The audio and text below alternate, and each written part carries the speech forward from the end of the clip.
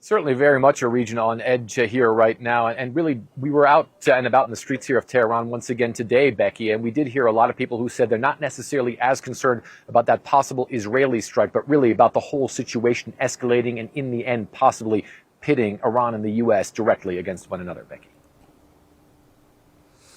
Yeah, and it's been interesting, hasn't it? Because from the perspective where I am here in the Gulf, for years, Iran has posed a significant threat when you talk to sources and leadership around this region. But for the past couple of years, there has been a rapprochement, very specifically from Saudi Arabia, mediated, of course, by the Chinese, and you know, better, I won't say good, but better relations between, for example, the UAE and Iran.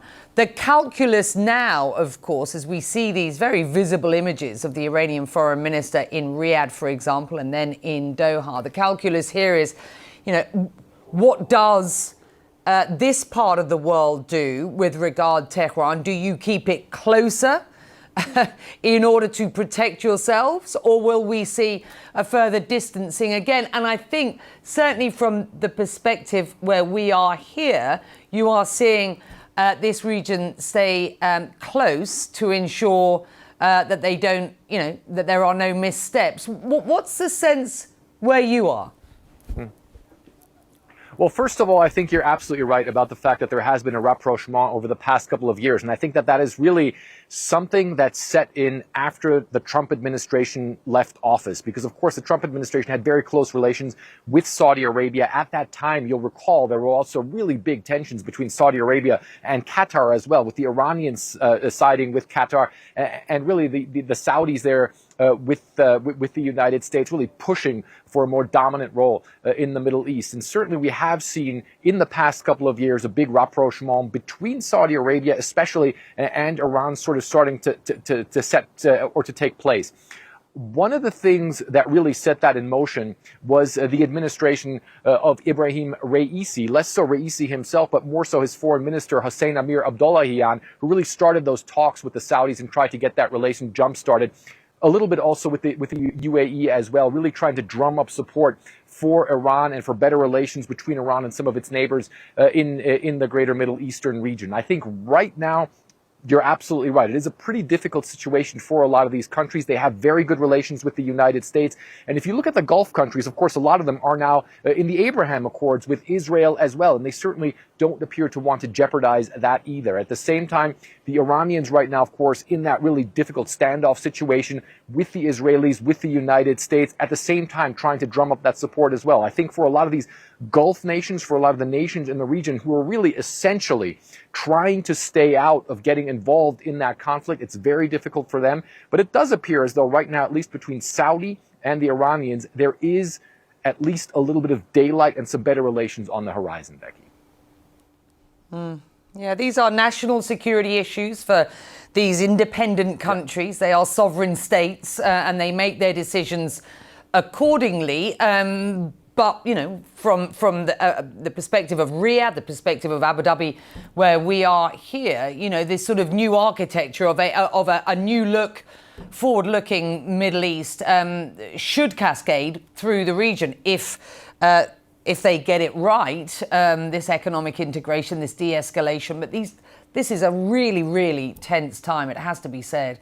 It's good to have you there in Tehran. We've seen the region is very much on edge as it waits for Israel's next move. And that, our next guest says, is part of its strategy. Kirsten Fontenrose is a senior fellow with the Atlantic Council and writes, quote, Israel's response to the missile barrage, that it will respond at a time and place of its choosing, forces Iran to expend the manpower and resources to sustain a heightened defense posture, while Israel can continue its campaigns against Hezbollah and Hamas. It's an interesting perspective. Kirsten joins us now. It's good to have you, really good to have you. Let's just talk about where we are with regard Israel and Hezbollah as we wait to see what happens with regard Iran very specifically. What's your perspective at this point? I do think I stand by what I wrote about Israel thinking, hey, if we can make Iran just sort of keep this defensive posture, we're in a good place because they will focus on their defenses. They'll focus on moving things underground. They'll focus on fortifying their radar systems. And we can focus on the fight with Hezbollah. We can focus on targeting leadership. We can focus on pushing fighters back. We can focus what our next steps are on a single front without having to worry about fighting on many fronts. And they've taken a page out of Iran's own playbook by saying we'll respond at a time and place that they're choosing. It's almost a word for word quote of what Iran has said previously about responding to Israel. So it lets them kind of be the master of the strategy here instead of, being run by the tyranny of the battlefield. The Iranian foreign minister, meantime, making the rounds. We've been discussing that with our colleagues both in Tel Aviv and very specifically in Tehran today. What do you make of the moves around the region by the Iranian foreign minister? The very visible pictures of him with, for example, the leader of Saudi Arabia, and what role these Gulf monarchies in this today and going forward? The Iranian foreign minister has a funny way of playing diplomacy. It's kind of like a mafia don. He comes in with a handshake and kind of a cheesy vest or the like, and he says to them, if you allow Israel to use your airspace for any sort of attack on Iran, we will retaliate by attacking you. We will take it out on you. He also threatened that if Iran's oil facilities are struck by Israel and Iran is unable to export oil, remember that this exporting is sanctions evasion, then Iran will make sure that Gulf nations are also unable to export oil. So it's these veiled threats with a handshake and a smile that are kind of Iran's way of doing foreign policy. For Saudi Arabia, they are the front line. You're the UAE, you are the front line. You're any of the Gulf states, you are the easiest place for Iran to land a missile, to land a drone quickly, without the 13 hours of early warning that Israel gets when something is launched at them slow and low.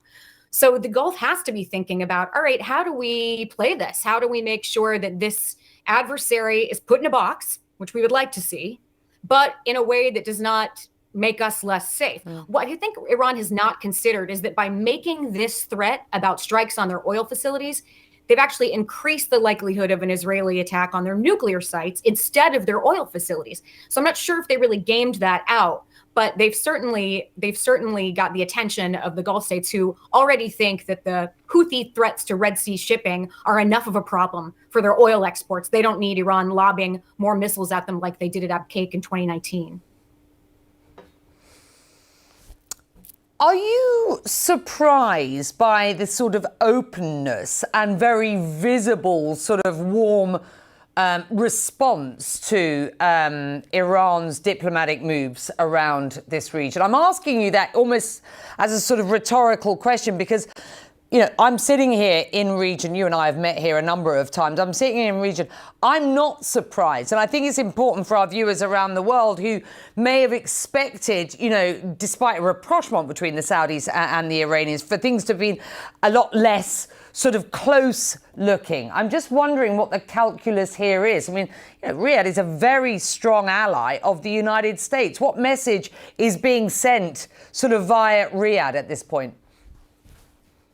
One message that is worrying if you're in Washington is simply that the Gulf states have watched Israel effectively brush off U.S.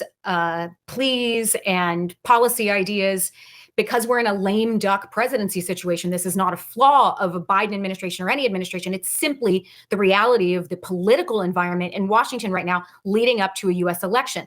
So they're thinking, well, gosh, if Israel is blowing off the U.S., we can't count on the U.S. to perhaps contain what Israeli action might be. We can't count on the U.S. taking action on our behalf because they're self-obsessed right now. So we've really got to worry about our own interests. And that means hedging. That means if you refuse to accept the foreign minister's visit, you're sending a message. And that message looks aggressive. And that message looks one-sided. So of course they're going to take this meeting. We have really professional intelligence services in both the UAE and Saudi and other parts of the Gulf. So, these visits are also a chance for them to really get a sense of that person sitting in front of them. How serious are they? How significant are these threats? What do they really mean? Who else is behind this policy that they're discussing? What are they really saying? So it's a chance for them to also get a better picture of what this adversary intends to do.